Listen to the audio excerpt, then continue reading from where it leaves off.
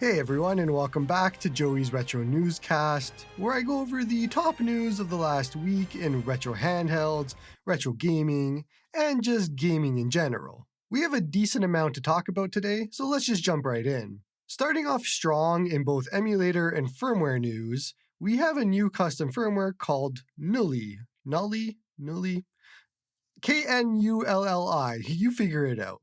But it's a new custom firmware made by the developer that ported Batacera over to the RG28XX Plus and H, so it's Acme Plus. There's a lot of technical stuff about this release, and I'll let you look over the post if you want to, but the general idea is it's going to be coming to a few different devices.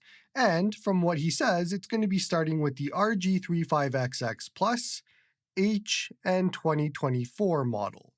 Then we're going to be up with the TrimUI Smart Pro. The RG28XX is next as soon as he gets it, as well as the RGB30 at some point afterwards, and some older Powkitty devices and the M17 device. There's some other various devices as well, but the general idea is you could sign up now and get early access to some of the alpha builds for at least some of these devices and play around with it and test things out and provide feedback. But if you're waiting for a full release, just wait a little bit longer and I'll report on it when it actually does come out. The Pizza Boy emulator is back, and if you happen to remember, a few weeks ago the developer took it down and it was in the middle of all of the Nintendo going after everybody scenario. It wasn't really something that would have affected this emulator, but it seemed like it was the time, at least for him, to step down and step away. But it's now back on the Play Store, and looks like he might be doing a few things differently going forward, but for anybody that liked the Pizza Boy emulators, or emulator, it's back. Jumping over into device news now, and the pre-orders are up for the Anbernic RG28XX. It went live sometime yesterday morning, so you've had a little bit to think about if you want it, but don't wait too long because there's, for the first 48 hours, a $4 discount. So you have another, by my count, day or so from when this goes live to make a decision on if you want it, and that $4 discount makes a difference to you. Now, mine is still en route to me. It actually just shipped the other day, so I'm going to be a little bit behind on my review if you're waiting for it. Personally, I think I might be interested in the next device a little bit more, just having seen close-up comparisons between the two. But if you want the Anbernic RG28XX, and that's the device you want, then maybe go ahead and just grab it. And I'll leave a link in the description to where you can do so. Not to be outdone by Anbernic, Miyu decided that right before Anbernic's pre-orders went live for the RG28XX, they would put their A30 pre-orders live. I'm liking this little battle between the two. But essentially, it went up for pre-order, and this is a limited batch. It already sold out, so by the time this goes up, there's none left. And it looks like it's going to be that scenario for Miyu going forward. And for those that don't know Miyu and how they work, especially for previous devices that they've done, it's very much batch dependent. So what I mean by that is Miyu will come out and say, hey, we're going to be releasing a batch of 200 devices tonight. And you have to wake up at 3 a.m., my time at least, or whatever, in the morning, and you're like, I gotta push this pre-order button and grab this, and then it sells out within a few minutes, and you're like, I gotta wait for the next one if you missed it. That is 100% the scenario here, except it looks like some resellers like Go Game Geek and others are going to be getting some devices in. So that might be the better route if you want to go, especially in this scenario, and pay a little bit more just for that peace of mind of grabbing one if you want one, because otherwise waking up in the middle of the night to try and snag a pre-order is going to be your life if you want one of these. Now, once again, I have one coming from Go Game Geek, and I just pre-ordered one as well from the AliExpress store, hoping that that comes sooner. I don't know which one will come first, but we'll see. Either way, I aim to get out a review as soon as possible and setup guides and all of that for both the A30 and the 28XX, so don't worry too much about those coming. Personally, without having either of them in hands, the A30 speaks more to me. The addition of Wi-Fi plus the bigger buttons and the bigger D-pad is pretty much exactly what I would want in a device like that. Micro devices aren't really my thing either way, but if I was going for one, it would probably be that. But I'll wait to see when I get them in hands because things always change. You never know when you get a device in hands and then suddenly your whole thinking changes. So we'll see. Now, if the A30 and the 28XX aren't up your alley, it's not what you're looking for, you might want this next competitor because Magic X is making a device called the Magic XUmini M. So it's coming out soon, and it's the same size as the 28XX and A30. It's in that same range, but there's some differences here. And for those that aren't familiar with Magic X, they made the XU10, which was a device that I reviewed. The hardware was okay, but the software was real bad. And I expect the same here since they're going to be using the same software. But there's some other good things about this device. So first up, it's got a 2.8-inch screen, same as the others, and a 640 by 480 resolution. Now it has an RK3562 processor, and that's something new that we haven't seen yet. But I expect that it's in the same range as the RK3566. I haven't checked it out yet, so I could be completely wrong, but I'm just going based off of the naming. Either way, should probably be a lot more powerful than the A30, and maybe just on par with the 28XX, but we'll see. Otherwise, it's got 1GB of RAM, 2600 milliamp hour battery, which is massive, dual speakers, looks like they're downfiring from the picture, as well as Hall effect joysticks, which is wild for this price point, and we haven't gotten to the price, but we'll get there. And size-wise, like I said, is the same as the A30 and 28XX. Now, price-wise, what they've said is it's going to be in that $50 price range, which makes this very interesting as a device in comparison to the 28XX and the A30. Now, there's no Wi-Fi or Bluetooth, so it's not going to compete with the A30 directly, but it might compete with the 28XX in that way.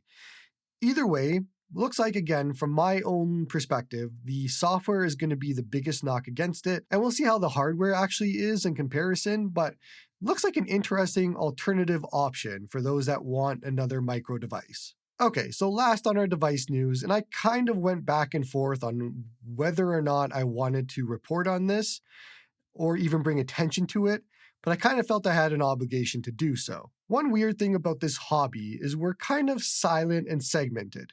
And what I mean by that is if you're not tied into the Discord, if you're not day-to-day involved with things that are happening, you don't really know what's going on. And so things like this will slip your mind or you won't even find out about it. And I don't know if that's a good thing because I want to draw attention to this and we'll talk about it, but I think we need to do a better job of getting news out to the general hobbyist in this community so they know about things like this to avoid them. GameForce, the makers of the GameForce Ace, have kind of disappeared after releasing the Ace and no information on the Indy, which was the second model that they're supposed to release as well. Now, let's start with the device. I reviewed it. It is a very bad device. I would not recommend it to anybody in any stage. It is not ready yet. It is full of just massive issues, both on the hardware side and the software side. And I'm not going to go into everything that I talked about in my review video, but if you're interested, just go watch that. But the general consensus is no one should be purchasing the GameForce Ace. And things just got worse from there. This isn't just a Joey thing. This isn't just Joey doesn't like this device. This is really, you should just not be buying this. This is real bad. Let's talk about it. What my review didn't cover is all of the stuff that happened afterwards, and this is boggling my mind that it has. So, the Android build is still a complete disaster. I went over it in my review, still isn't great, and nowhere near perfect. The hardware issues are all still there, all of that's still happening, and the device is still a mess.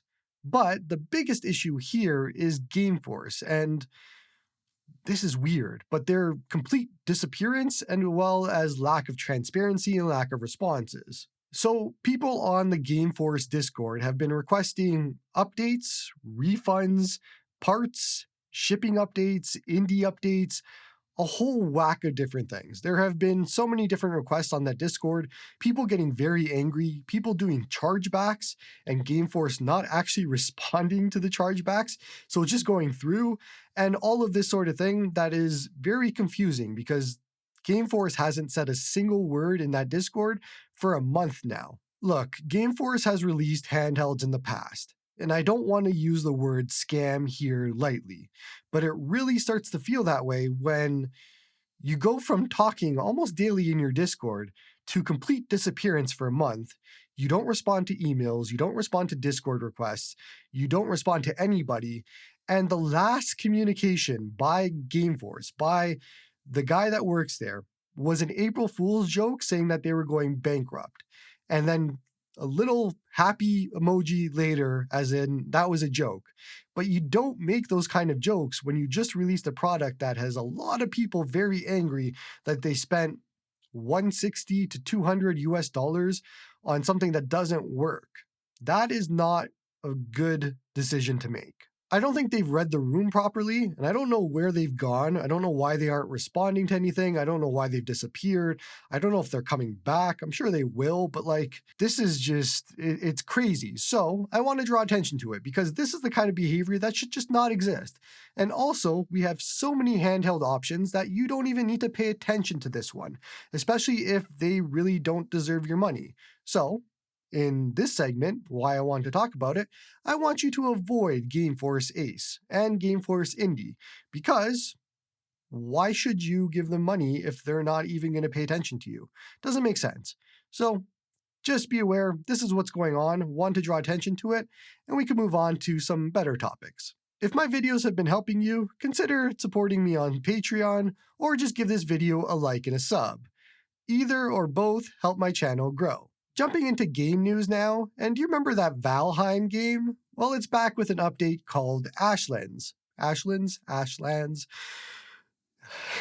You know what I mean. But either way, it's a new update that just came for the game, and you can do public testing right now, it seems like.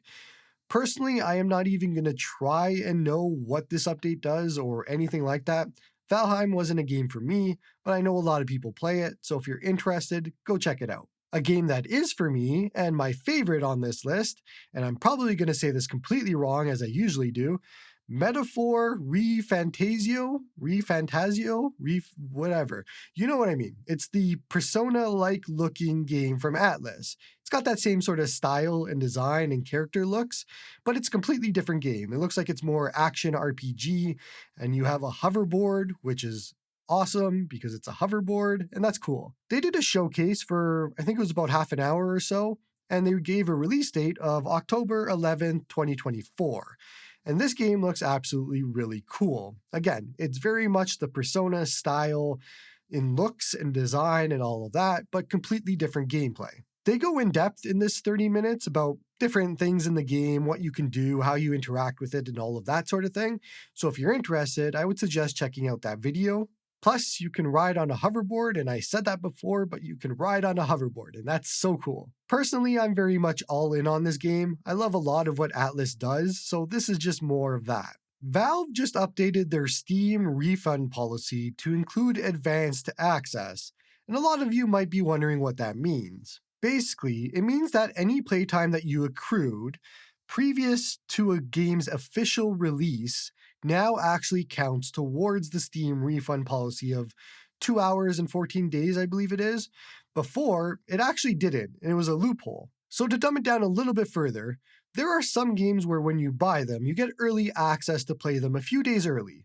And so those games, when you played them, it wasn't counting towards the Steam refund, which means you could play it 3 days early, beat it, refund it, and off you go into the sunset. So obviously that just doesn't make sense for anybody, and I think this is a good change for them to make. So just know that going forward, if you're one of those people that found that loophole and was doing that, it unfortunately is closed now. I wish I would have known about it, but I guess it's kind of gone now. Last on our game news, Stellar Blade reviews are actually out, and it looks like it's pretty positive. This is a PS5 exclusive, and it has Sekiro-like combat from what I could tell. It's a very much an action RPG, looks like it has really good music, and all of that sort of thing, and it's gotten good reviews. So for those that are interested in Sekiro and that type of combat and that type of game, looks like this might be right up your alley as just another one of those. I'm not sure if this is going to come to other platforms or maybe PC. I'll probably wait for that, but if you have a PS5 and this is what you're looking for, then jump right in. By the way, did I miss a topic that you want to hear discussed? Top comment with the words newscast topic will be featured on next week's show. That's all from me, Havana.